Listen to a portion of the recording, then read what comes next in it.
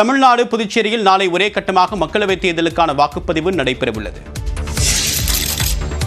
தமிழ்நாடு மற்றும் புதுச்சேரியின் 40 தொகுதிகள் உட்பட நாடு முழுவதும் 21 மாநிலங்கள், யூனியன் பிரதேசங்களில் உள்ள 102 தொகுதிகளில் மக்களவைத் தேர்தலின் முதற்கட்ட வாக்குப்பதிவு நாளை நடைபெறுகிறது. இதேபோன்று வடகிழக்கு மாநிலங்களில் தலா 2 தொகுதிகளை கொண்ட அருணாச்சல பிரதேசம் மற்றும் மேகாலயாவிலும், தலா ஒரு தொகுதியை உடைய மிசோரம், நாகாலாந்து, சிக்கிம் மாநிலங்களிலும், லட்சத்தீவுகள், அந்தமான் மற்றும் நிக்கோபார் யூனியன் பிரதேசங்களிலும் ஒரே கட்டமாக வாக்குப்பதிவு நடைபெறுகிறது.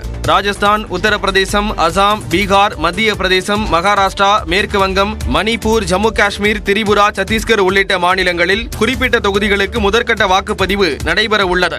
ஒட்டுமொத்தமாக 102 தொகுதிகளில் நடைபெறும் வாக்குப்பதிவில் 1625 வேட்பாளர்கள் களம் காண்கின்றனர். இதில் 8% பேர், அதாவது 134 வேட்பாளர்கள் பெண்கள் ஆவர். 60 தொகுதிகள் கொண்ட அருணாச்சல பிரதேச சட்டப்பேரவைக்கும் 32 தொகுதிகள் கொண்ட சிக்கிம் சட்டப்பேரவைக்கும் மக்களவை தேர்தலுடன் வாக்குப்பதிவு நடைபெறுகிறது.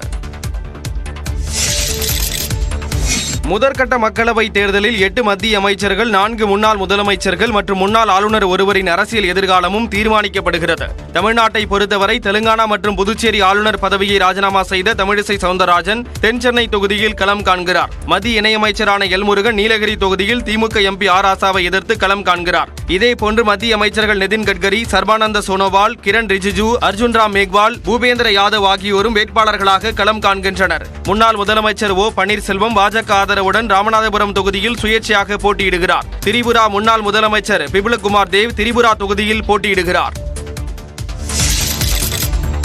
தமிழ்நாடு முழுவதும் 1,58,000 வாக்குப்பதிவு இயந்திரங்கள் தயார் நிலையில் இருப்பதாக கூறிய தலைமை தேர்தல் அதிகாரி சத்யபிரதா சாஹூ, மூத்த குடிமக்கள் மற்றும் மாற்றுத்திறனாளிகள் வாக்குப்பதிவிற்கு செல்ல இலவசமாக வாகன வசதி செய்து தரப்படும் என்றார். சென்னை தலைமைச் செயலகத்தில் செய்தியாளர்களை சந்தித்த அவர் தமிழ்நாட்டில் 68,321 வாக்குச்சாவடிகள் அமைக்கப்பட்டுள்ளதாக கூறினார். மேலும் 86,858 விவிபேட் இயந்திரங்கள் பயன்படுத்தப்பட உள்ளதாகவும் சத்யபிரதா சாஹூ தெரிவித்தார்.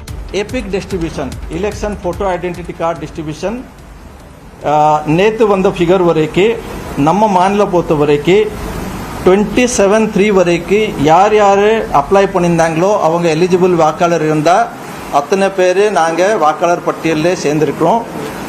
ஸோ அத்தனை பேருக்கு நாங்கள் எபிக் கார்டு நம்ம டிஸ்ட்ரிபியூட் பண்ணியிருக்கிறோம். ஸ்பீட் போஸ்ட் மூலமாக அவங்க வீட்டுக்கெல்லாம் போயிருக்கோம். தொடர்ந்து பேசிய அவர் தமிழ்நாட்டில் 85 வயதிற்கு மேல் 6,14,000 வாக்காளர்கள் இருப்பதாக கூறினார்.